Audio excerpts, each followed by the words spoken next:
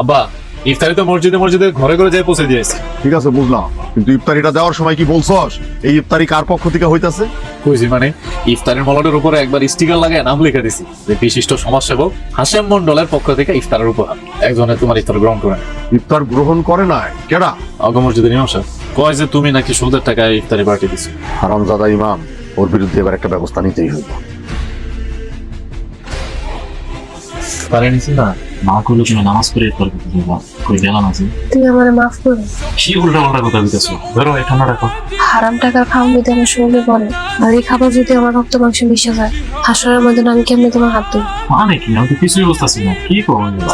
দেখো তুমি বাড়ির সবকিছুতে সুদ জড়ে আছে, আর সুদ খাওয়া ইসলামিক শরীয়ত মতে হারাম। তুমি যদি সব পথে উপার্জন করে আমার একবেলা খাও, এটা দিয়ে আমি অনেক খুশি। আমার বাপের তো টাকা পয়সার অভাব, তারপরও যে কি লাগে সুদের ব্যবসাটা করে। আপনারা আমার ডাকে এখানে সবাই আসছেন, আপনারা আমারে সম্মান করেন, এই জন্য আপনাদের সকলের প্রতি আমি কৃতজ্ঞ। আচ্ছা মন্ডল সাহেব, ওনার অপরাধটা কি বলুন তো?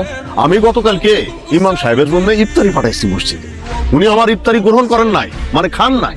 আর ইফতার না সুদের হারামের টাকা, সে হারামের ইফতার তো আমি গ্রহণ করতে পারি না। আজকে থেকে এই মসজিদে আপনার আর ইমামতি করার দরকার নাই।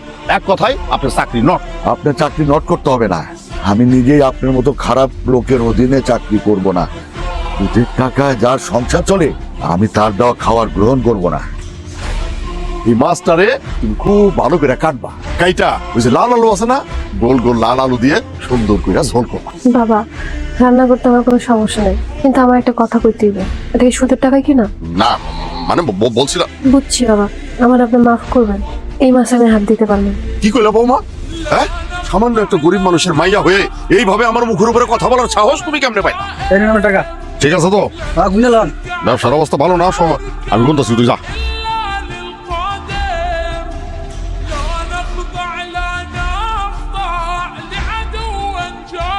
আব্বা, আব্বা কি হইছে আব্বা?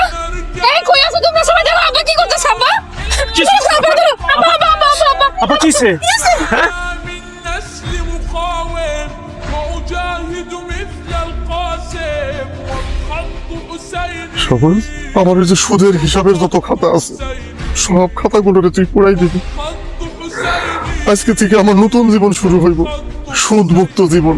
আসসালামু আলাইকুম মন্ডল সাহেব, শুনলাম আপনি স্টক করছেন, তাই আপনাদের দেখতে আসলাম। গ্রামের সব মানুষের সামনে আমি আপনার অপমান করছি, চাকরি থেকেও বাদ দিয়ে দিছি, তারপরেও আপনি আমারে দেখতে আসছেন।